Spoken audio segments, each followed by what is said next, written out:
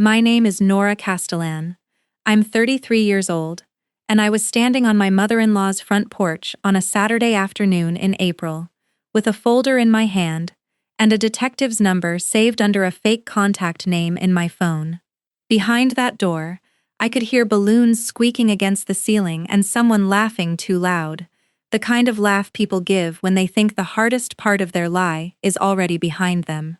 There was a banner strung across the porch railing that said, "Oh baby," in gold cursive, and underneath it, on the little decorative table by the door, sat a cake with a knife already resting beside it, waiting to be cut open in front of 40 people, so a pink or blue filling could spill out and everyone could cheer.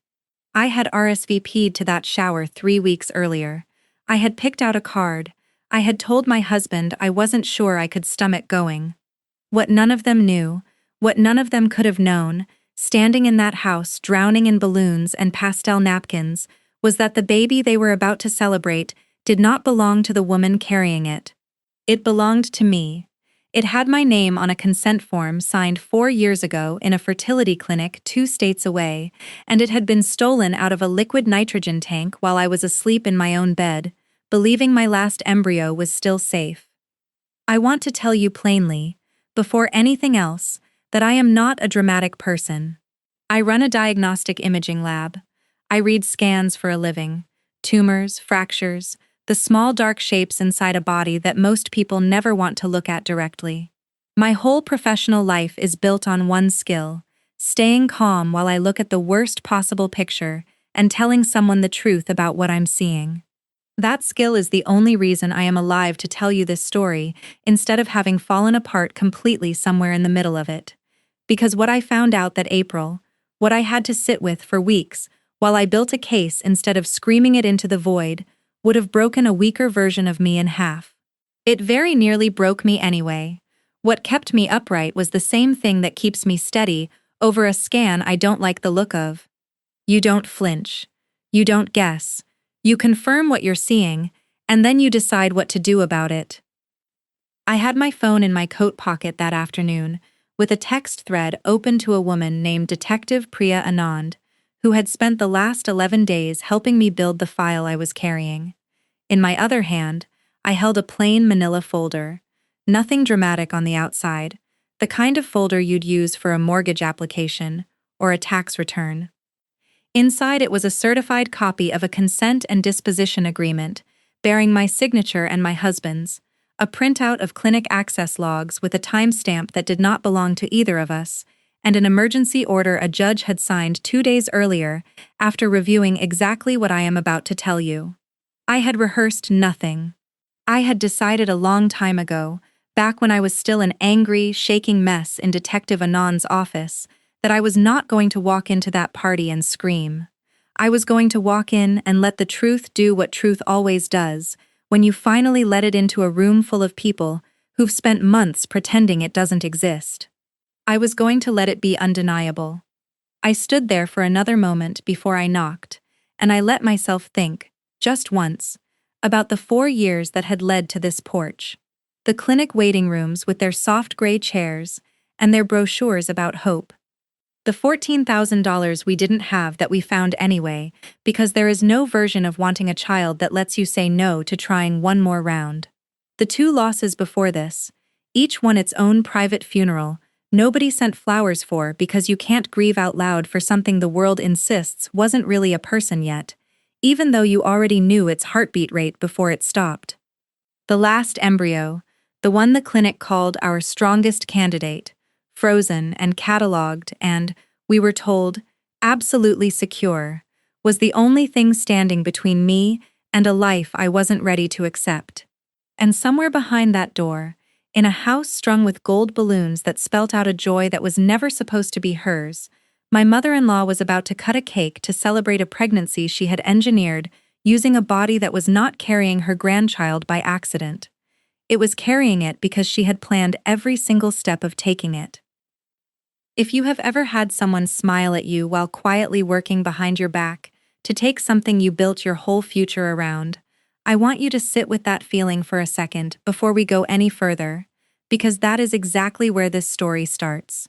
Before I tell you what happened when that door opened, before I tell you about the officers who pulled into that driveway 40 minutes later, or the exact moment the room went from cheering to dead silent, I need to take you back to where this actually began. Not on that porch, not even at that clinic.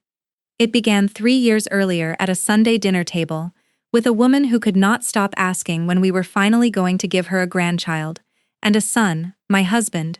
who could not stop letting her ask. If this story is already sitting heavy in your chest, that's exactly where I want it, because what you're about to hear only gets heavier before it gets better.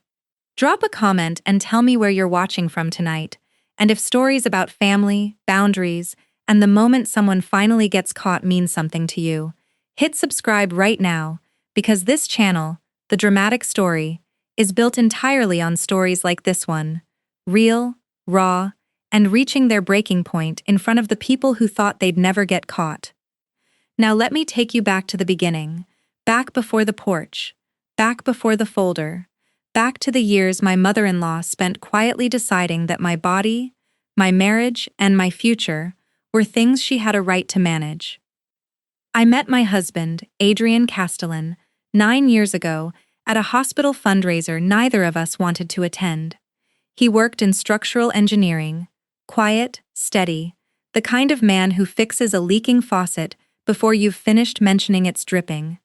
We married 4 years later in a small ceremony his mother complained was too small, and from the very first Thanksgiving I spent at her table, I understood that Diane Castellan measured a woman's worth in exactly one currency: grandchildren, and how fast she could produce them.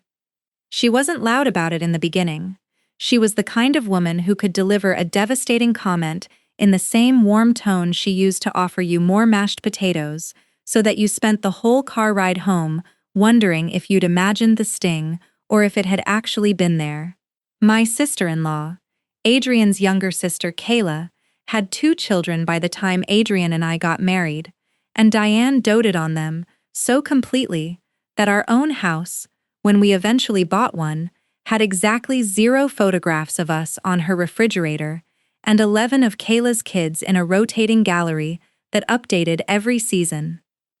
For the first 2 years of our marriage, Diane's comments were the kind you could laugh off at dinner and then lie awake replaying at midnight. She'd ask, in front of relatives, when we were going to get serious about a family. She'd mention, unprompted, that she wasn't getting any younger and that Adrian was her only son, as if that fact alone obligated us to produce an heir on her preferred schedule. I want to be fair here, because fairness is something I've had to fight to hold on to through all of this.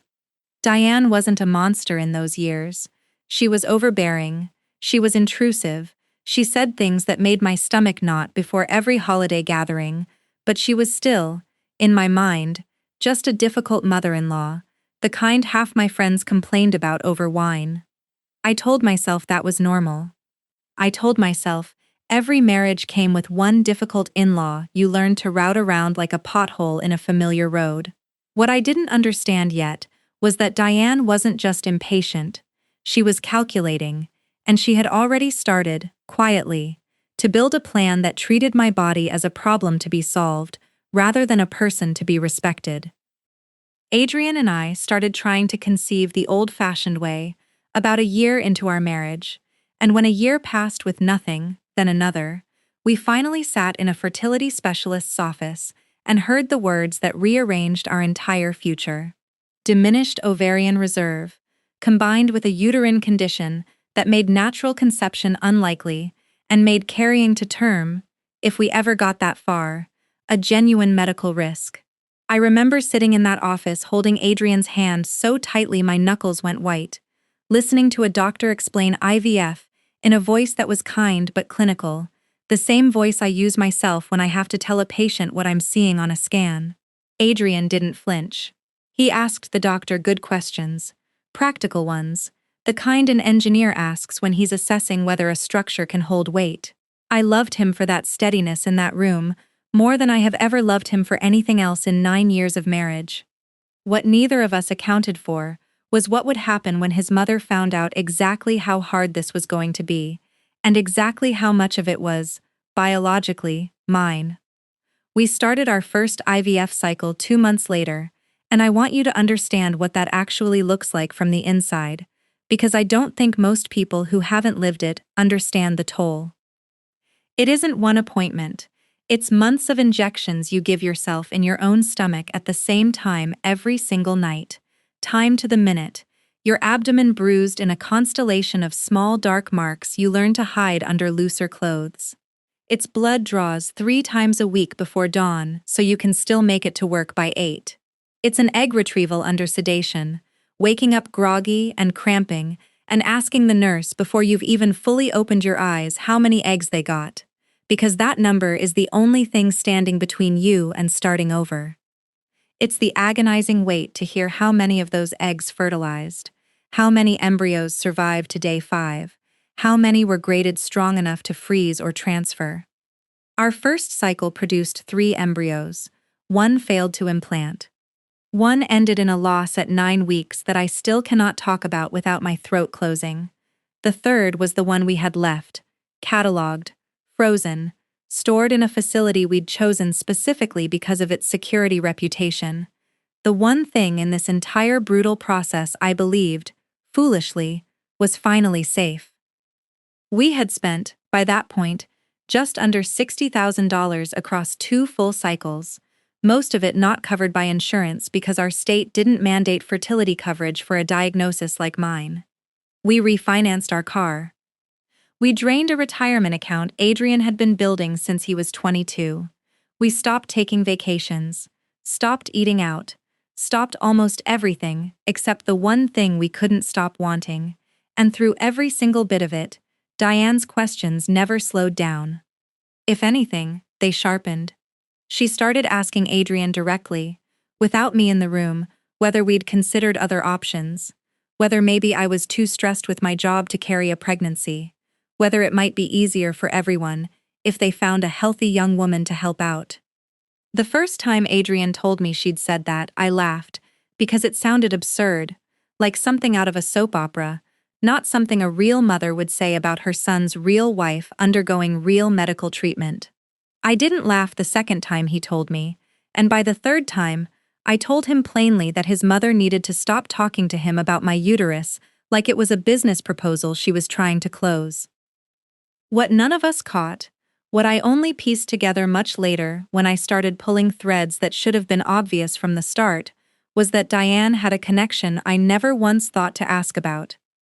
Her closest friend from her church group, a woman named Sherilyn Foss, worked as a medical records coordinator, and it just so happened, in the particular way that nothing in this story turned out to actually be coincidence, that Sherilyn had taken a new position 18 months earlier at Halbrook Fertility Partners, the exact clinic where our remaining embryo was stored. I had met Sherilyn twice, briefly, at Diane's birthday dinner, and once at a church rummage sale Diane had dragged me to. She'd seemed pleasant enough, asked polite questions about my job, complimented my earrings. I had absolutely no reason at the time to think that this soft-spoken woman with the church group cardigan had access to the exact records that controlled the fate of the only embryo we had left,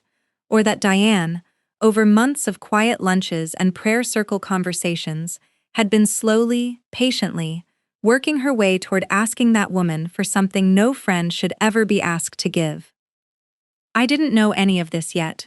What I knew, in the months leading up to that April, was only that Diane's comments had stopped being comments and had started feeling like a campaign. She began showing up unannounced at our house with parenting magazines just in case. She started a Pinterest board, which Kayla showed me one night at a family dinner, laughing like it was harmless, called Baby Castellan, full of nursery ideas and onesies, months before we had even completed a transfer. She asked me, point blank, over Christmas dinner in front of 12 relatives, whether I was even sure I wanted this as much as Adrian did. A question so cruel and so surgically placed that I had to excuse myself to the bathroom and sit on the edge of the tub for 10 minutes just to stop my hands from shaking.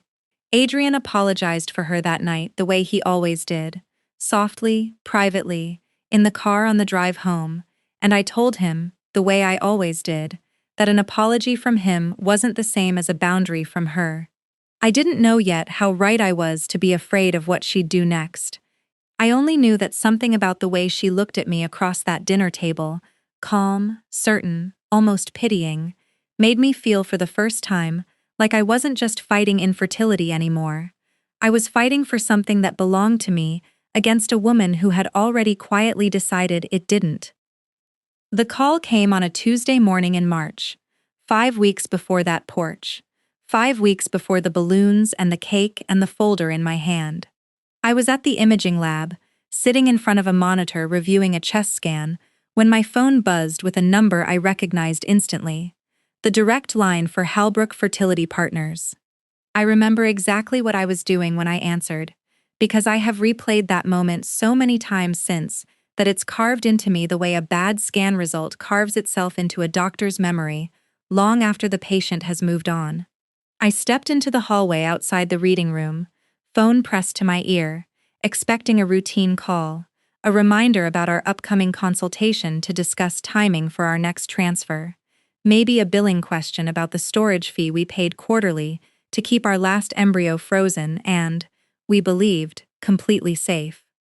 What I got instead was a woman's voice, careful and overly formal in a way that immediately set off something cold in my chest, asking if I had a few minutes to discuss a discrepancy in your file. A discrepancy? That word sat in my ear as a stone dropped into still water, spreading outward in ways I couldn't yet see.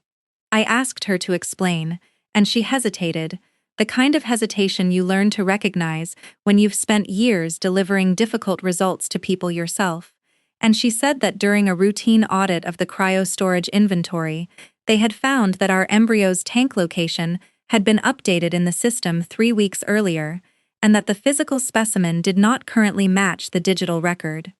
I asked her, very calmly, in the same voice I use when a radiologist calls me about an ambiguous mass, what exactly that meant in plain terms. She said,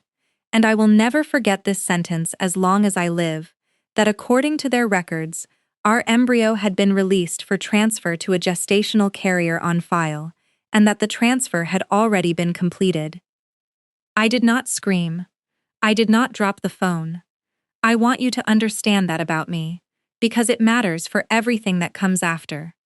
I have spent my entire career training myself not to react to bad news with anything other than precision, because precision is the only thing that actually helps anyone in a crisis, and some deeply buried instinct in me clicked into that mode instantly, even as the floor of my entire life dropped out from under me in that hospital hallway. Still very much grieving the loss, and set herself to the task of finding a dry place to stand. Still very much grieving the loss, and set herself to the task of medical records in my life. Still very much grieving the loss, and set herself to the task of medical records in my life. To know that every single action in a system like that leaves a timestamp, and a timestamp doesn't lie even when people do. She told me she wasn't authorized to give me that information over the phone, that I would need to come in and speak with the clinic's compliance officer directly, and that they had already, out of what she called an abundance of caution, notified their legal department. I drove to that clinic during my lunch break with my hands so steady on the wheel that I frightened myself a little, because underneath that steadiness was something closer to a scream than I had ever felt in my adult life. I sat across from a compliance officer named Renata Diaz, a woman in her 50s with tired eyes who clearly understood, even before she said a word, that what she was about to tell me was going to detonate something. She slid a printed authorization form across the table, and I looked down at a signature at the bottom of the page that was supposed to be mine, that was formatted the way my signature is formatted, with the same slant on the N, and the same small loop at the end of the last letter, and that I knew, with absolute certainty, sitting in my own body, in my own memory of every form I had ever signed for that clinic, I had never put on that piece of paper. I told Renata plainly that this was not my handwriting. I told her I had never once, in 3 years of treatment at that clinic, signed a release for a gestational carrier, because we had never once discussed using one. Adrian and I had talked about surrogacy exactly once, in the abstract, as a someday if nothing else works conversation, and we had never told the clinic to prepare for it, let alone authorize it. Renata's face did something I recognized, the particular stillness of a professional realizing they are looking at something much worse than a paperwork error. She asked me, carefully, if I recognized the name listed as the coordinating staff contact on the transfer authorization, and when she turned the page toward me, and I read the name printed at the bottom in small, official type, my entire body went cold in a way that had nothing to do with the recycled air in that room. Sherilyn Foss, the woman from Diane's church group, the woman who had complimented my earrings at a birthday dinner 18 months earlier, while, apparently, quietly working her way into the exact position that would let her touch my medical file whenever someone needed her to. I sat there staring at that name, and every small, strange comment Diane had made over the past year, every unannounced visit, every Pinterest board, every cruel question dressed up as concern, rearranged itself in my mind into a shape I did not want to see, but could no longer avoid seeing. I called Adrian from the parking lot before I even started my car, and I told him, in a voice I barely recognized as my own, that our embryo was gone, that someone inside the clinic had forged our signatures to authorize a transfer to a surrogate we had never approved, and that the staff member listed on the paperwork was his mother's close friend from church. There was a long silence on the line, the kind of silence where you can hear someone's entire understanding of their own family quietly rearranging itself, brick by brick, into a structure they no longer recognize. He asked me, very quietly, if I was certain, and I told him I was looking at the form myself, that I would forward him a photo of it the second I hung up, and that I needed him, right now, more than I had ever needed him in 9 years of marriage, to not defend her before we even knew the full truth. He didn't defend her. That is the one thing, in the middle of everything that came after, that I have to give him credit for. He went quiet for a long moment, and then he said, in a voice that had gone flat with something between disbelief and dread, that he needed to make a call, and that call was not to his mother, it was to a lawyer his firm used for contract disputes, because even in shock, my husband's engineer brain understood before mine fully did that this was no longer a family argument. It was a crime. I want to pause here and tell you something about the days immediately after that call, because I think it matters more than the dramatic parts that come later. For the first 48 hours, I did not sleep. I lay awake next to Adrian, running through every conversation I had ever had with Diane, every visit, every comment, searching for the moment I should have seen this coming, punishing myself for not seeing it sooner. The way you always do when someone you trusted turns out to have been planning something in the dark, the whole time you thought you were simply dealing with a difficult personality. I want you to sit with that feeling for a moment, because I think many of you watching know exactly what it is like to realize that the person smiling at your dinner table has been quietly working against you the entire time, and I want you to understand that the fastest way out of that spiral is not rage, even though rage is what you feel first. It's documentation, it's evidence. It's the cold, deliberate work of building a case so airtight that when the truth finally comes out, no one in the room can look away from it, or explain it away. That is exactly what I decided to do the moment I stopped shaking long enough to think clearly, and it is exactly what I want to walk you through next, because what I found once I started pulling that thread was so much worse than a forged signature, and so much more calculated than a mother-in-law who simply wanted a grandchild too badly. The lawyer Adrian's firm connected us with was a woman named Farah Okonkwo, who specialized, of all things, in reproductive law, a legal field I hadn't even known existed until the worst week of my life made it suddenly, urgently relevant. Farah sat across from us in her office 3 days after that phone call from the clinic, and the first thing she told us was something I have carried with me ever since, because it reframed the entire way I understood what had happened. She said that under the law in our state, embryos created through IVF are treated as property jointly owned by the couple who created them, governed by the consent and disposition agreement signed at the very beginning of treatment, and that agreement, our agreement, explicitly required both of our signatures for any release, transfer, or disposition of that embryo. What that meant, in plain terms, was that whoever had forged that authorization form hadn't just committed an act of cruelty against our family. They had committed medical identity theft and fraud, real crimes with real evidence trails, and Farah told us, in the calm, methodical voice of a woman who had clearly seen families torn apart by exactly this kind of desperation before, that our job now was not to confront anyone. Our job was to gather everything, quietly, before anyone realized we already knew. Farah brought in a private investigator named Miles Redenbach, a soft-spoken former financial crimes detective who specialized in digital paper trails, and over the next 10 days, the three of us built a file that turned my stomach a little more with every page.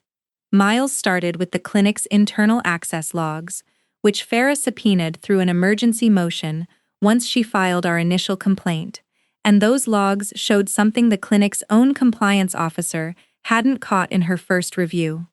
Sherilyn Foss had accessed my patient file 41 times over the previous 6 months, far beyond anything her actual job duties required, and 11 of those accesses had occurred late at night, well after her scheduled shifts, using a login that should have logged her out automatically after 15 minutes of inactivity but hadn't, because someone with administrative privileges had manually extended her session windows.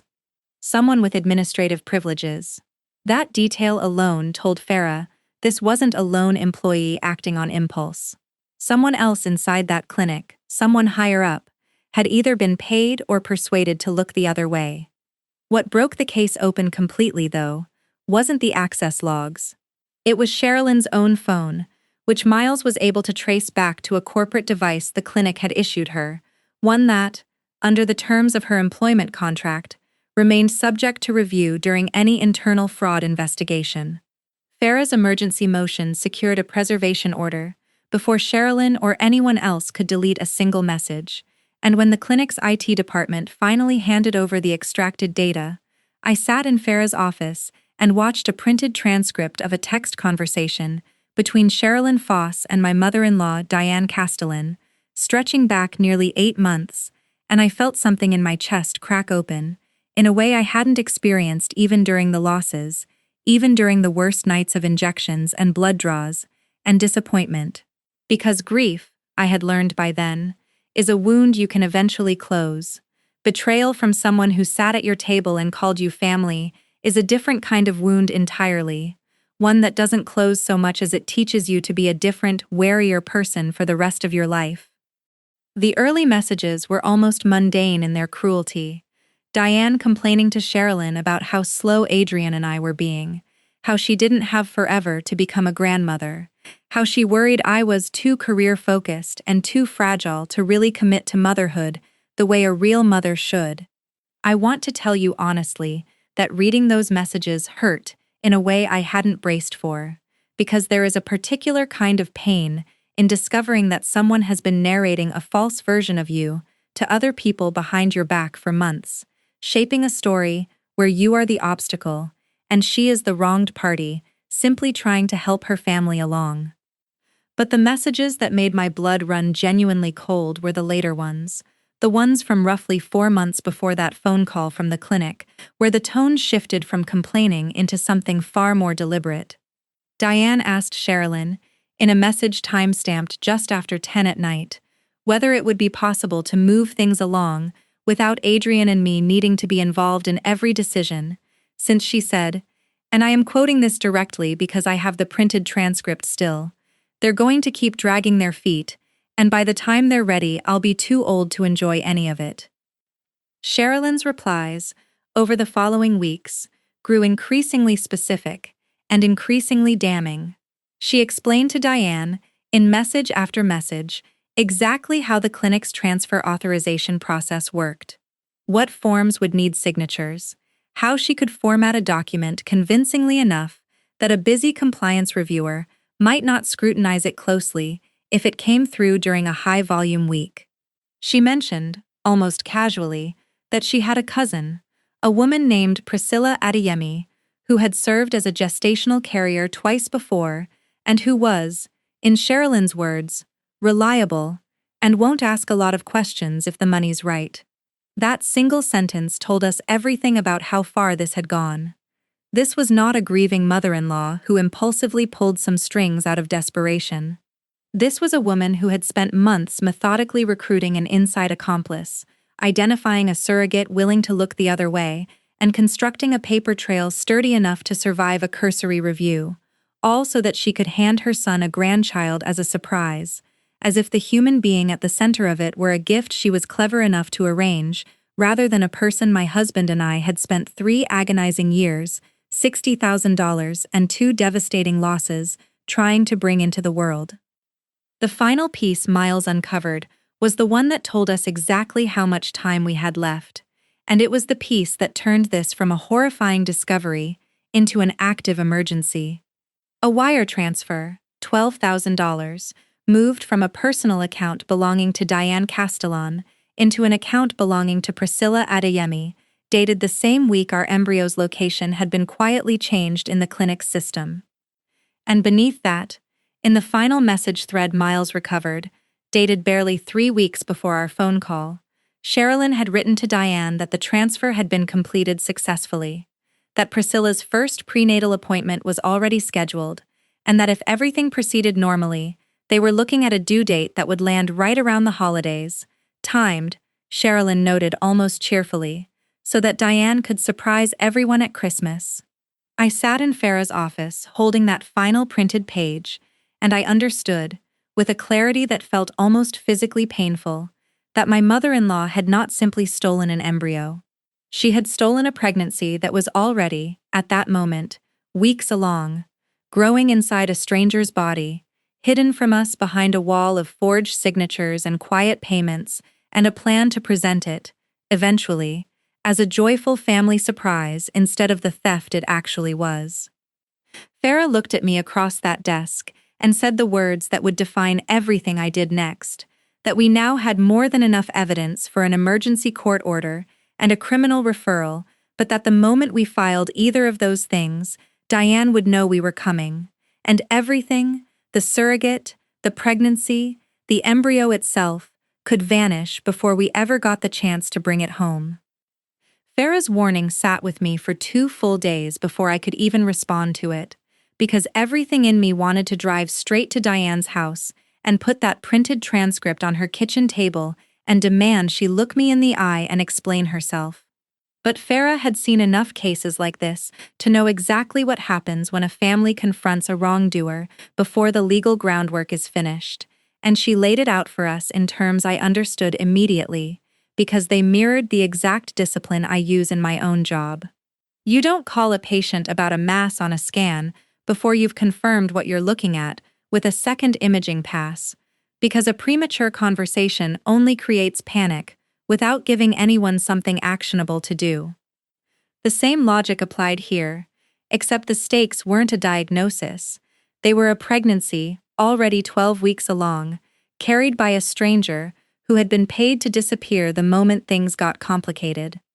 If we tipped our hand too early, Farah explained, Diane had more than enough resources and more than enough motivation to move Priscilla out of state, to pressure her into signing something that muddied the legal waters, or worse, to simply disappear the entire arrangement into a version of events that would take us years and enormous legal cost to untangle.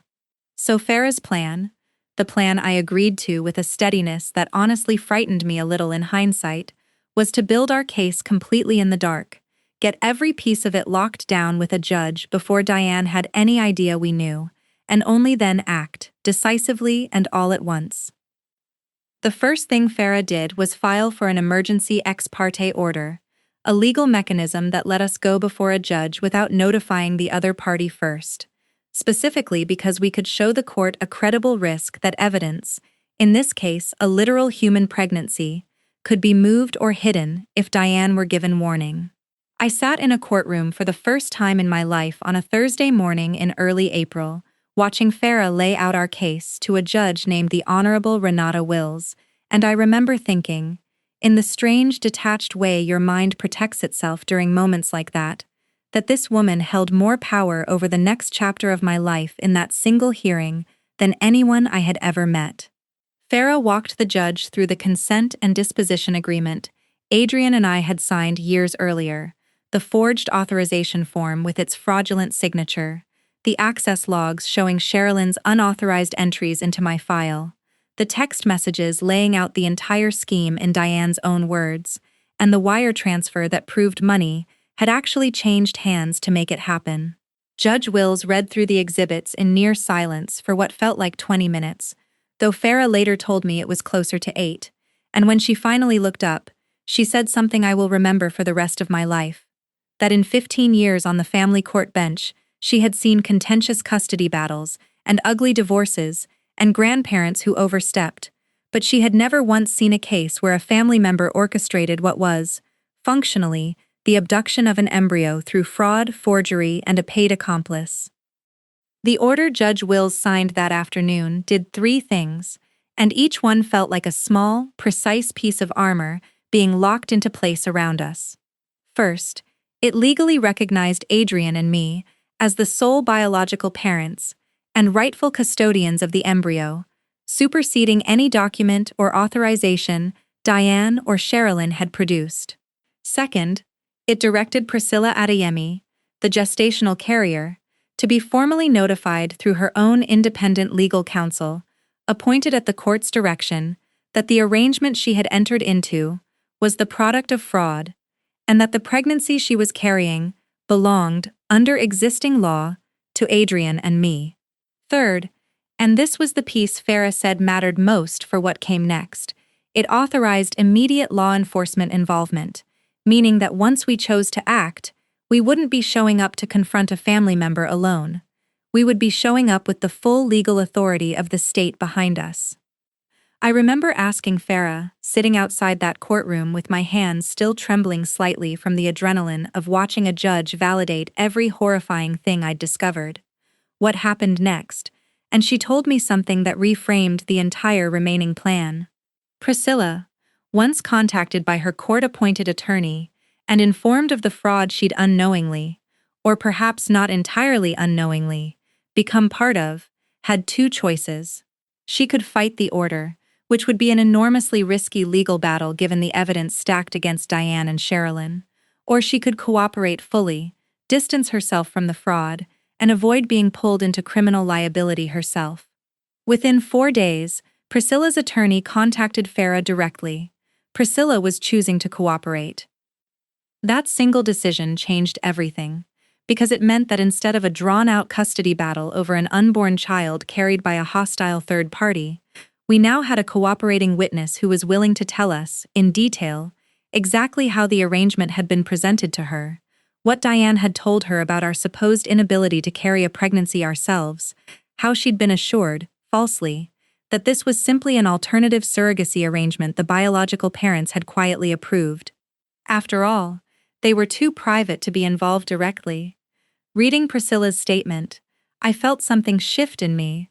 a complicated, unexpected wave of sympathy underneath all the anger, because it became clear she had been lied to almost as thoroughly as we had, told a version of events designed to make her complicity feel ethical rather than criminal. Farah explained that Priscilla's cooperation gave us something enormously valuable, a witness willing to testify to exactly how Diane had orchestrated the entire scheme, which meant Diane could no longer credibly claim, if this ever went to trial, that she had simply been an overeager grandmother caught up in someone else's plan. Every piece of evidence now pointed directly and unavoidably at her as the architect. With Priscilla cooperating and the order signed, Farah brought in Detective Priya Anand from the local police department's fraud division, because what had started as a family law matter had officially crossed into criminal territory. Medical identity theft, forgery, and conspiracy to commit fraud, all federal and state crimes with real consequences attached. Detective Anand was exactly what I needed in that final stretch, a woman with a flat, unshakable calm who treated every horrifying detail of my case with the same procedural precision I use reading a scan, and she was the one who first raised the question that ultimately shaped how this whole thing ended. She asked me, during our third meeting, whether Diane had any events coming up where the pregnancy would likely be publicly acknowledged, because from an evidentiary standpoint, catching someone in the act of publicly celebrating a crime they believed was still hidden created an almost impossible position for a defense attorney to argue around later. I told her, my stomach tightening as I said it out loud for the first time, that Diane had already sent out invitations for a baby shower, 3 weeks away, at her house, and that Kayla had shown me the group chat where Diane was gleefully planning a gender reveal cake to be cut in front of the entire extended family. Detective Anand looked at me for a long moment, and then she said something that settled the entire remaining plan into place, with a kind of terrible, perfect clarity. She said that if we were willing, and if Farah could have the arrest warrant and recovery order finalized in time, that baby shower would be the single best moment in this entire case to act, because Diane would be surrounded by the exact people who most needed to see, undeniably, in real time, exactly what she had done. The 3 weeks between Detective Anand's suggestion and the actual day of the shower were, without question, the hardest stretch of this entire ordeal, harder even than the phone call from the clinic, because I had to sit at family dinners, answer texts in the group chat, and let Diane believe, right up until the very last moment, that she had gotten away with it completely. Farah called this the discipline of the waiting game, and she reminded me constantly that every day we held our silence was a day that strengthened the case rather than weakening it. Detective Anand's office coordinated quietly with the district attorneys, finalizing the charges that would be filed the moment we acted: medical identity theft, forgery of a legal instrument, and conspiracy to commit fraud, while Farah's office worked with the family court to have the recovery order ready to execute the instant law enforcement confirmed the pregnancy was, in fact, still viable and still under Priscilla's care. I remember sitting in Diane's living room exactly 9 days before the shower, holding a glass of sweet tea I couldn't taste, listening to her describe the exact shade of gold she wanted for the balloon arch, and feeling a version of dissociation I can only compare to reading a scan of a tumor while the patient sits in front of you asking cheerfully about their weekend plans. I smiled. I nodded. I asked her what kind of cake she was ordering, and she told me, without a flicker of guilt, that she'd found a bakery that could do a reveal cake with a filling color that would surprise everyone, and I had to excuse myself to the bathroom, exactly the way I had at that Christmas dinner months earlier. Except this time, it wasn't shame keeping me shaking. It was the sheer, disorienting weight of watching someone perform innocence with such total conviction. Adrian struggled more than I did during those 3 weeks, and I want to be honest about that, because I think it matters. He had grown up believing his mother's love, however overbearing, however intrusive, was fundamentally rooted in wanting good things for him. Watching that belief dismantle itself piece by piece, transcript by transcript, wire transfer by wire transfer, aged him in a way I hadn't seen before in 9 years of marriage. There was one night, about a week before the shower, when he sat on the edge of our bed with his head in his hands and told me he kept trying to find a version of events where his mother wasn't a criminal, where this was some kind of misguided act of love that had simply gone too far, and I told him, as gently as I could manage, that I understood the instinct completely, but that love does not forge signatures. Love does not pay a stranger $12,000 to carry a pregnancy in secret. Love does not plan to surprise you with a baby at Christmas, as though a human life were a well-timed gift, rather than a person my body had spent 3 years, and every ounce of hope I had left, trying to bring into the world. Adrian didn't argue with me that night.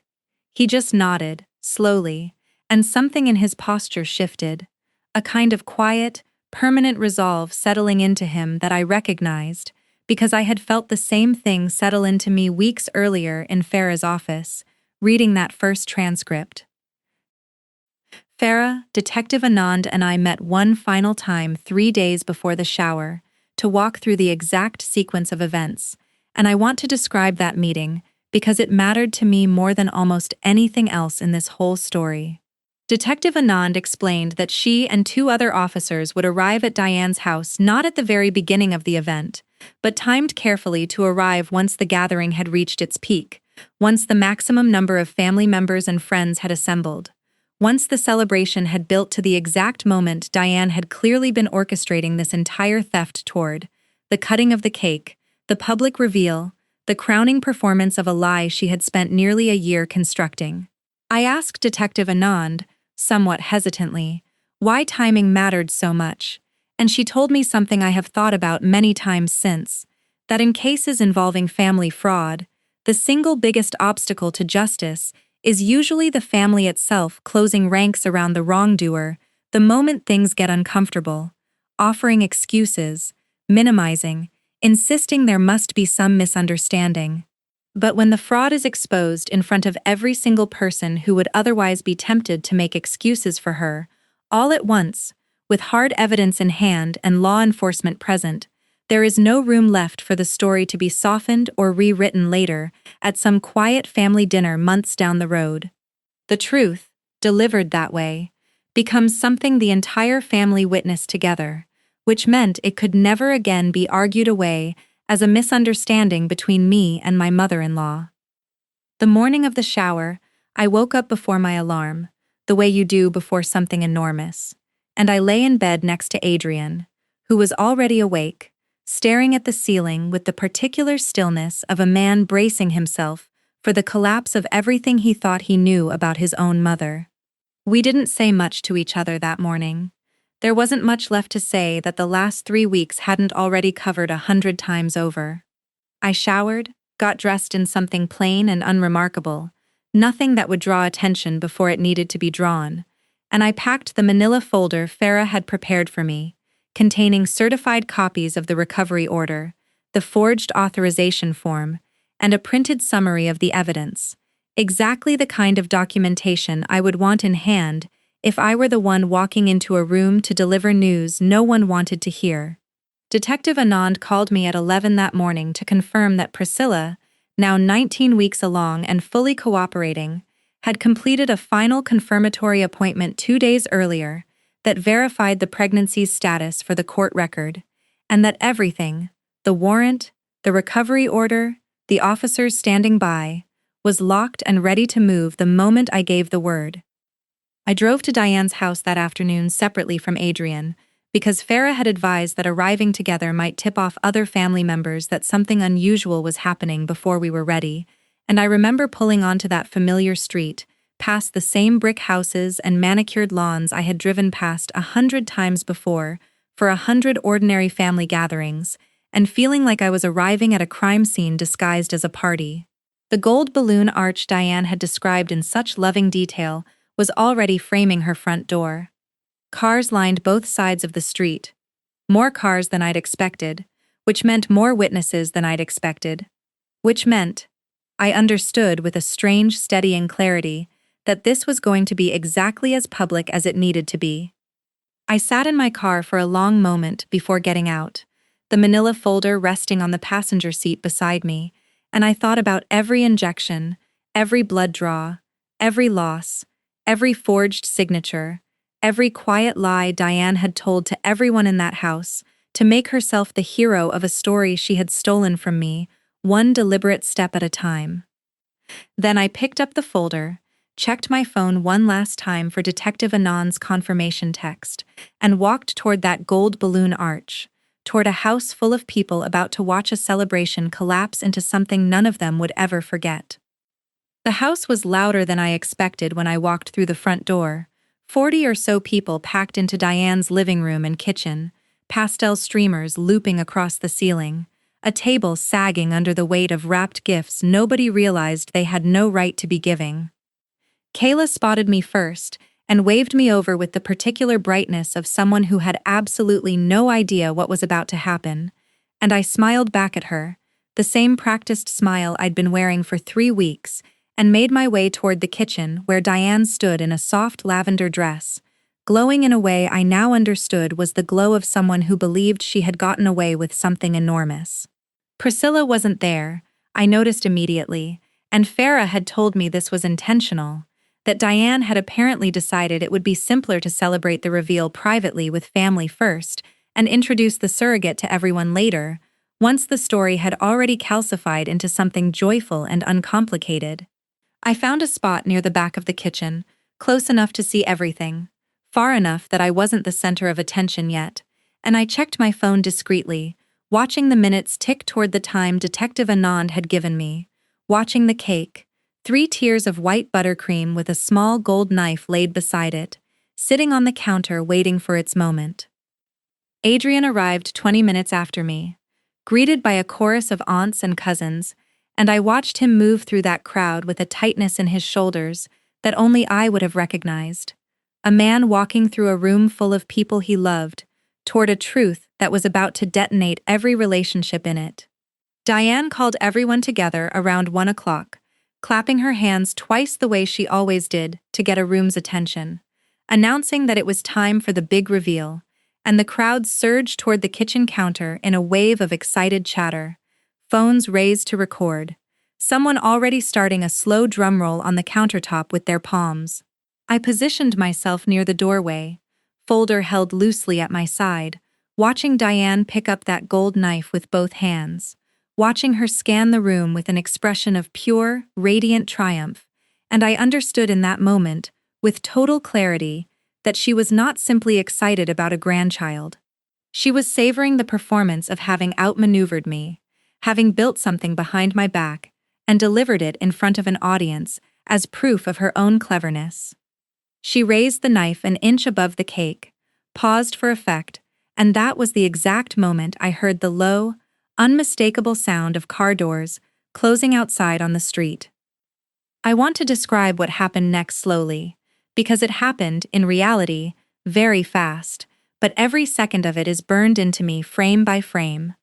The doorbell rang, firm and official, nothing like the casual knock of a late-arriving guest, and Diane, still holding the knife, glanced toward the front hall with mild irritation, telling someone nearby to grab the door because she didn't want to lose the moment.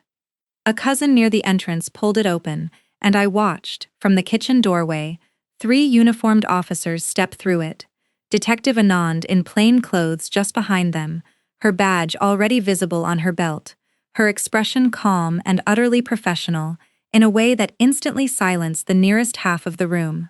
The drum roll on the counter stopped. Phones that had been raised to film the reveal slowly lowered, confusion rippling backwards through the crowd like a wave finding its edge. Diane's smile faltered for the first time, the knife still hovering above the cake, and she asked, in a voice that had lost some of its earlier brightness, what on earth was going on?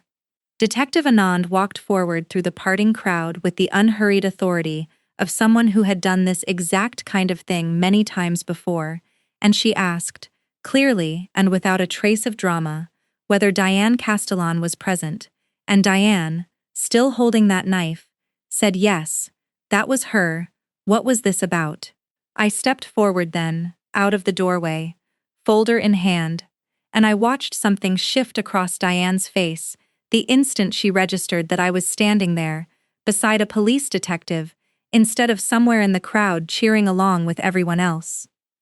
Detective Anand introduced herself formally, stated that she had a court-ordered recovery directive and an active investigation into medical identity theft, forgery, and conspiracy to commit fraud, and the room, which had been buzzing with confused whispers only seconds earlier, went completely silent, the kind of silence you could hear a heartbeat inside. I set the folder down on the kitchen counter, right beside that half-raised cake knife, and I opened it, laying out, 1 page at a time, the same documents Judge Wills had reviewed weeks earlier, the forged authorization form with my signature, that wasn't mine, the printed transcript of messages between Diane and Sherilyn Foss, the record of the wire transfer to Priscilla Adeyemi, and finally, the emergency court order recognizing Adrian and me as the sole legal parents of the child that had, until that exact moment, been standing at the center of a party celebrating its theft. I looked up at Diane across that counter, and I said, in a voice steadier than I had any right to feel, That the baby everyone in this room had gathered to celebrate was not a surprise she had arranged. It was mine, taken from a fertility clinic through a forged signature and a paid accomplice, and that everyone standing in this kitchen right now was, whether they realized it or not, witnessing the recovery of a pregnancy that had been stolen from Adrian and me nearly 5 months earlier. Someone near the back of the room gasped audibly. Kayla's hand flew to her mouth. Diane opened her mouth to speak, some version of a denial forming, and I watched it die in her throat. The instant Detective Anand held up a printed copy of that wire transfer receipt and asked her, calmly, whether she recognized the account it had been sent from. Diane set the knife down slowly on the counter, her hand visibly trembling now, and for the first time in nearly a year of watching this woman perform certainty and control at every family gathering, I watched her have absolutely nothing to say. Adrian stepped up beside me then, and I felt him take my hand, and he looked at his mother across that silent kitchen, the balloon arch still framing the doorway behind her, the untouched cake sitting between them, and he asked her, quietly, in a voice that cracked in the middle of the sentence, how she could have done this to us, how she could have stood in this kitchen every day for months planning to hand him a baby like it was a gift she'd wrapped herself, instead of a person his wife's body had already grieved twice trying to bring into the world honestly. Detective Anand stepped forward then and informed Diane, in the same flat, procedural tone she'd used to introduce herself, that she was being placed under arrest on charges of medical identity theft, forgery, and conspiracy to commit fraud. And I watched 2 officers move to either side of her as she read Diane her rights in front of 40 family members who had arrived that afternoon, expecting to celebrate a birth, and were instead watching the woman who orchestrated its theft be handcuffed beside her own untouched cake. Nobody in that room clapped. Nobody cheered. The gold balloons swayed gently overhead in the draft from the still open front door, and somewhere in the silence, I heard someone quietly start to cry, and I realized, standing there with Adrian's hand tight around mine, that the party Diane had spent months planning as the ultimate performance of her own cleverness had become, instead, the exact moment everyone in her life finally saw her clearly, undeniably, and all at once. The weeks after that baby shower moved slower than the 3 that had come before it, in the particular way that aftermath always does. Quiet in comparison to the storm, but heavier somehow, because now there was nothing left to plan for, only a new reality to learn how to live inside. Priscilla, cooperating fully with the investigation from the very beginning, remained under the care of a medical team Farah and Detective Anand helped coordinate, and the pregnancy, now confirmed and legally recognized as belonging to Adrian and me under Judge Wills's order, continued forward under conditions none of us could have imagined when we signed that first consent form 3 years earlier in a quiet clinic office, believing the hardest part of this journey was simply getting pregnant at all.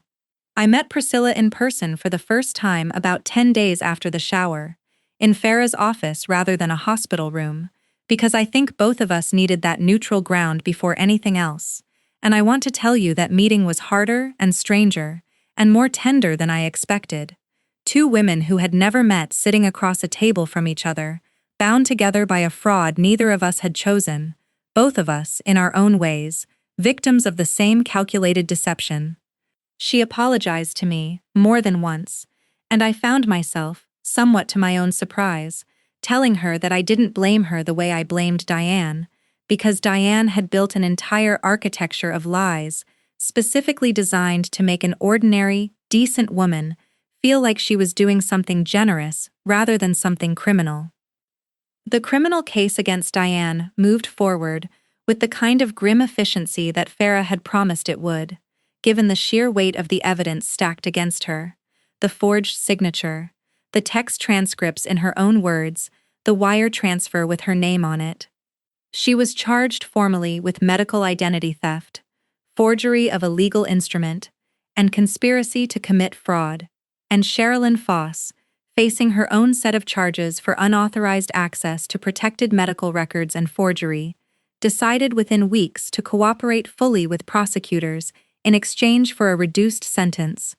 which meant that every remaining question about how deeply this scheme had been planned, how long Diane had been quietly laying the groundwork before that first text message 8 months earlier, came out in painstaking, documented detail during the discovery process.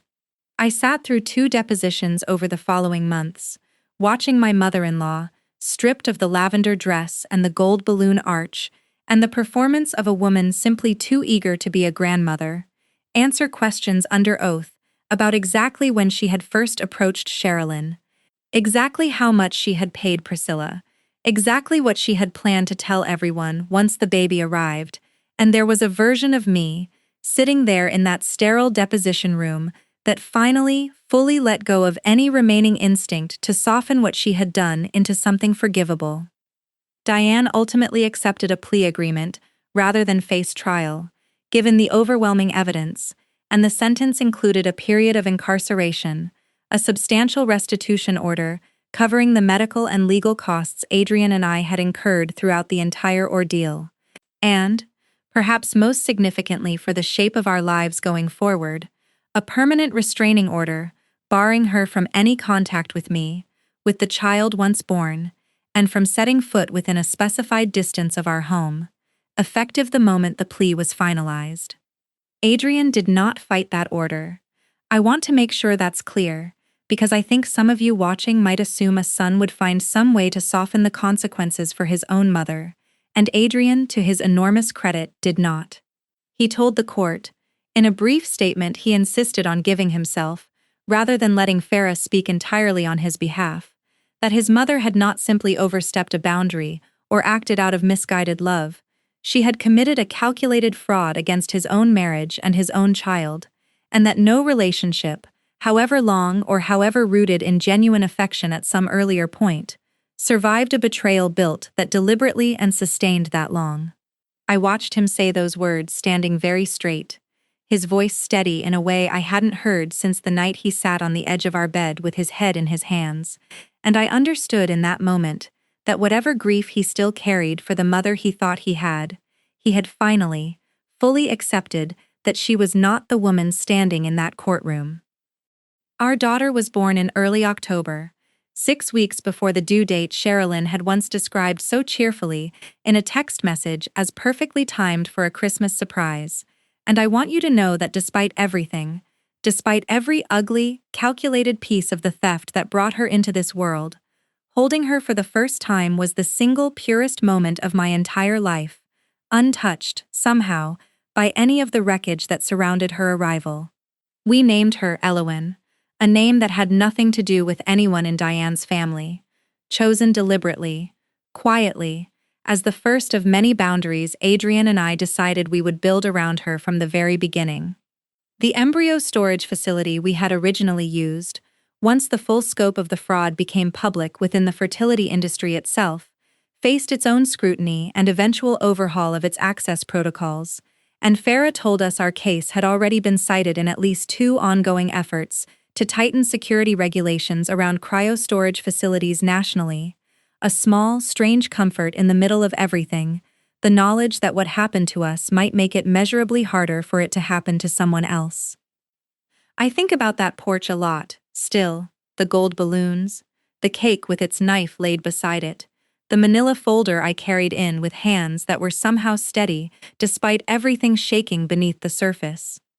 I think about the version of me who sat in that hospital hallway 5 months earlier, hearing the word discrepancy for the first time and feeling the entire architecture of my future quietly collapse, and I think about how far that version of me traveled, through transcripts and wire transfers and courtrooms and a deposition room where I finally watched the truth get said out loud by the one person who had spent months trying to bury it. What I learned through all of it, what I want to leave you with tonight, is that love does not require you to accept every person who claims to love you, especially when that claim comes wrapped in manipulation, in secrecy, in a willingness to hurt you catastrophically as long as the outcome looks, from the outside, like a family being blessed. Boundaries are not cruelty. Documentation is not paranoia. And sometimes the most protective thing you can do for the family you are building is to walk calmly into the middle of a celebration built on your own theft and set the truth down on the counter, page by page, until everyone in the room finally has to see it too. If this story moved you tonight, if you have ever had to protect something precious from someone who was supposed to love you, tell me in the comments where you're watching from and what boundary you finally dared to set. Share this with someone who needs to hear that quiet, patient truth always finds its way to daylight. And if you want more stories like this one, subscribe to The Dramatic Story, because we are just getting started.